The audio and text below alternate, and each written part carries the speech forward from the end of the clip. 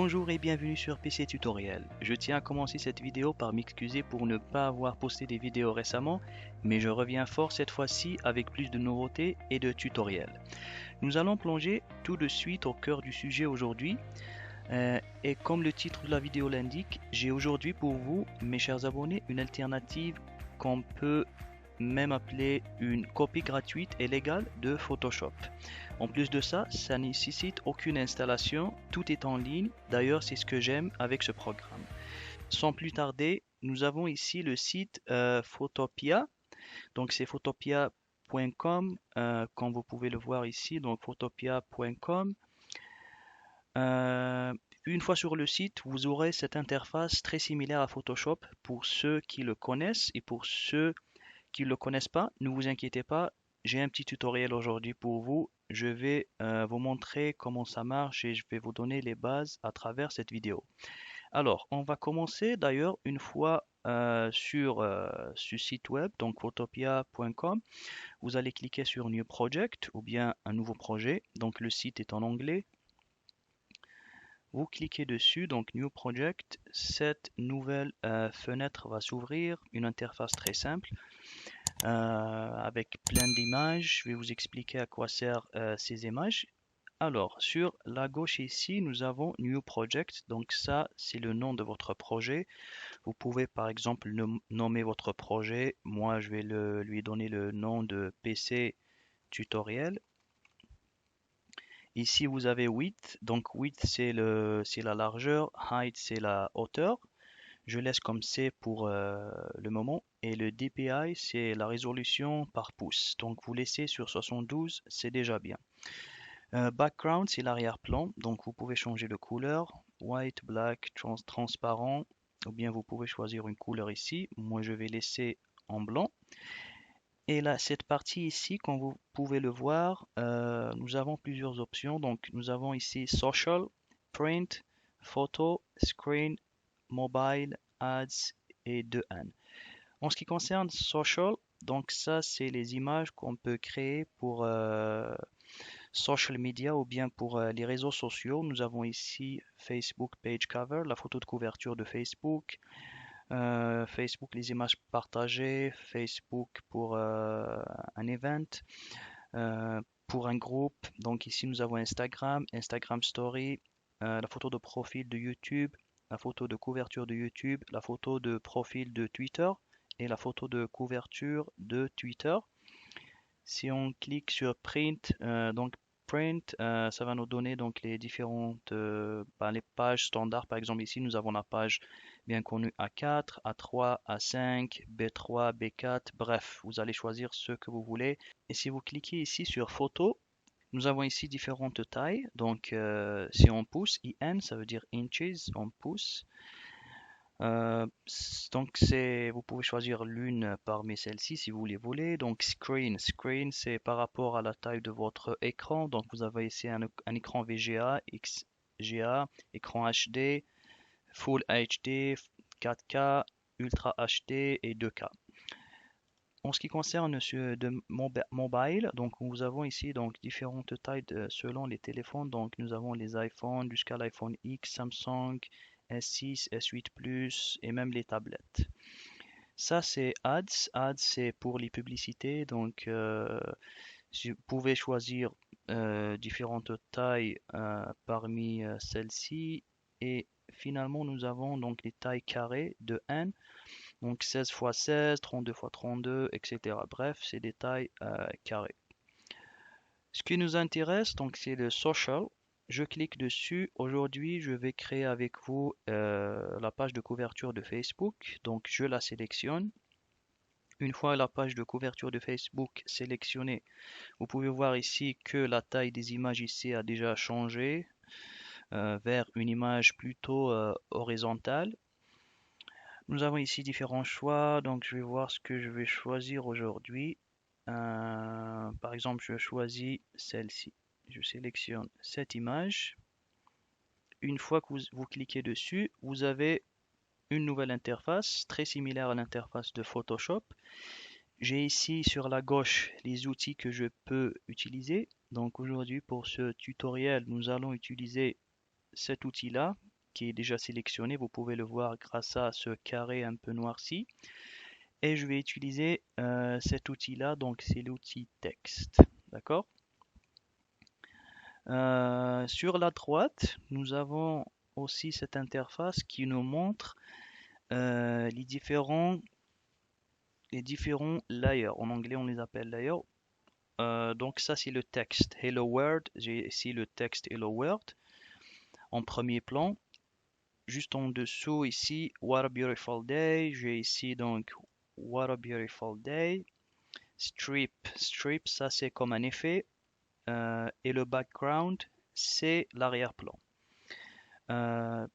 Nous avons ici une petite icône qui représente un œil. Donc par exemple, si je clique sur cet œil-là pour le texte Hello World, vous allez voir que le Hello World a déjà disparu.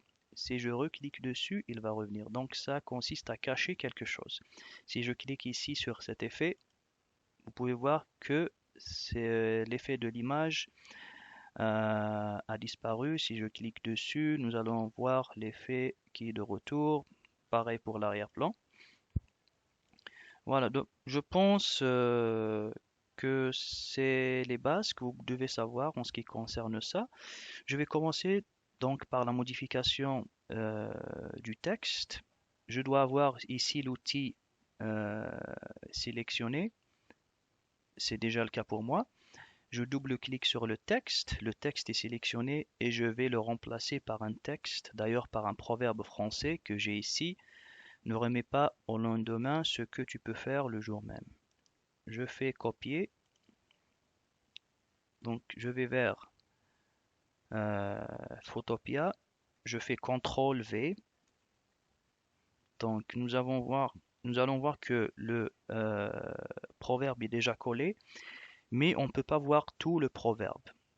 Donc ne remets pas au lendemain, donc je clique ici et je clique sur Entrée sur le clavier, comme ça je vais diviser le texte en deux, moitié, donc ça c'est la première moitié, ça c'est la deuxième moitié, donc c'est la suite.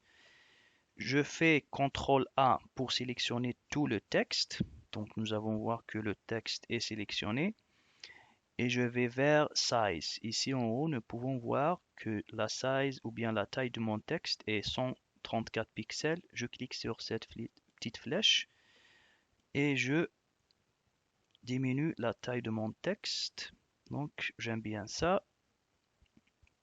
Une fois que j'ai la taille de texte que je veux, je resélectionne mon outil ici parce que maintenant, lorsqu'on modifie le texte, nous avons l'outil texte qui est sélectionné. Donc on veut cet outil. Après, je choisis mon emplacement. Donc comme vous pouvez le voir, je peux déplacer mon texte. Et en déplaçant mon texte, je ne sais pas si vous pouvez voir ici, il y aura une petite ligne rouge. Ça veut dire que nous sommes en milieu. Regardez, la ligne rouge apparaît. Donc nous sommes au milieu de la photo. Donc je veux le garder au milieu de la photo.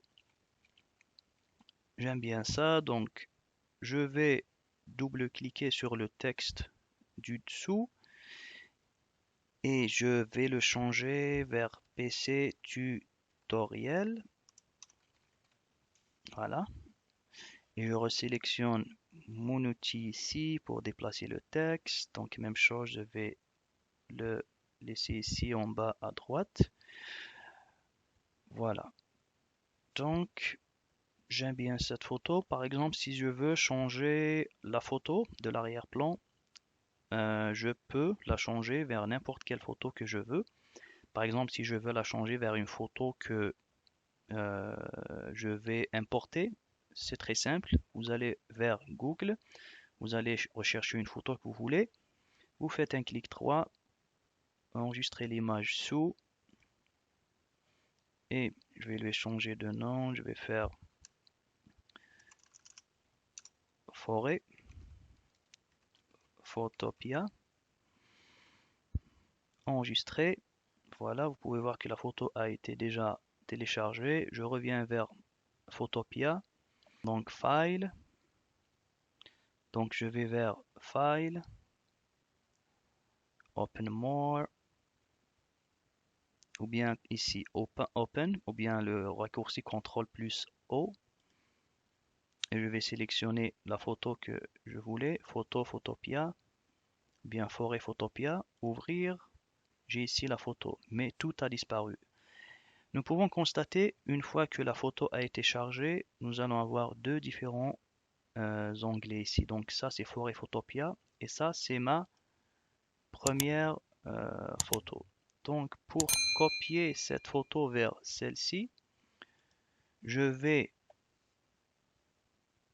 vers la photo, la petite image que j'ai ici,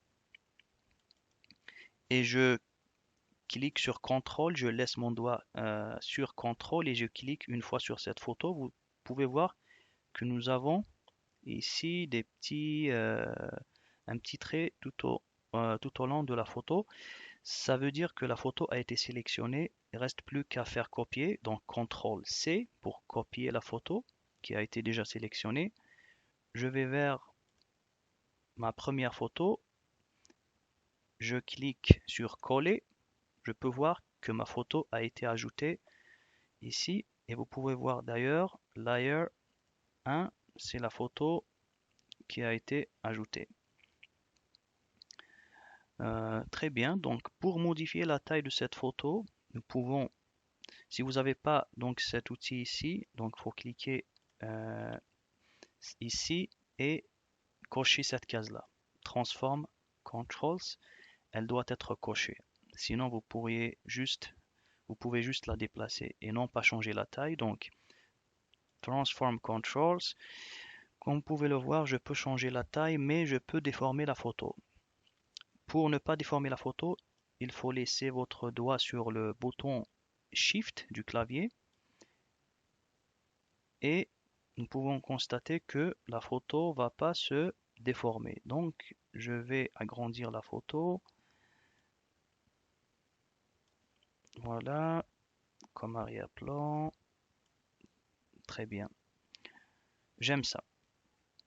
Mais vous pouvez voir que le texte que j'avais ici auparavant a disparu. Il est toujours ici, mais je ne le vois pas sur mon écran. Pour ça, il va falloir déplacer cette photo de forêt au-dessous du texte. Voilà, comme la photo est au-dessous, donc le texte réapparaît.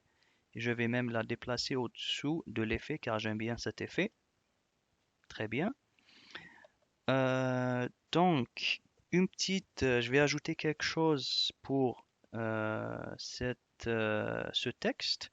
Je sélectionne le texte où j'ai le proverbe et je vais ajouter un effet. Donc EFF, ça veut dire effet. Je clique dessus. Nous avons plusieurs effets.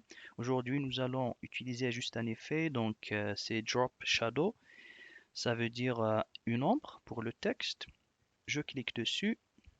Je vais déplacer cette fenêtre ici afin qu'on puisse voir la modification en direct sur notre texte. Donc l'opacité, vous allez voir que ça va faire des changements de l'ombre. Donc une ombre un peu plus foncée ou bien moins foncée. Pour l'instant, je vais faire 100%. La distance, donc si vous pouvez voir la distance de mon ombre par rapport au texte se déplace. Je vais essayer de la faire juste derrière le texte. Spread, donc vous pouvez voir ça revient, bien ça devient un peu plus foncé. Size, c'est la taille de l'ombre. Ça c'est trop, donc je vais laisser au minimum. C'est juste pour faire ressortir le texte un peu mieux. Et voilà, j'aime bien ça. Vous pouvez bien sûr jouer avec les options et nous avons donc les effets que nous avons trouvés ici en bas sont également présents ici, mais nous avons que le drop shadow qui a été coché puisque nous sommes en train de travailler sur l'ombre. Donc j'aime bien cette modification, je clique sur OK pour valider. Nous avons notre texte avec une ombre et nous avons l'autre petit PC tutoriel. Je laisse tout comme c'est, donc on va dire que j'aime bien ce résultat et je veux sauvegarder cette photo. Je vais vers File, Export As, ou bien exporter. Je vous conseille de toujours exporter en PNG ou bien en JPEG, à part si vous avez besoin d'exporter en version PDF ou bien d'autres versions. Voilà. Je préfère toujours la PNG, donc je sélectionne un PNG. Vous laissez tout comme c'est ici et Save. Voilà, la photo qu'on a créée a été téléchargée. Je clique dessus. Voilà, nous avons notre photo de couverture de Facebook.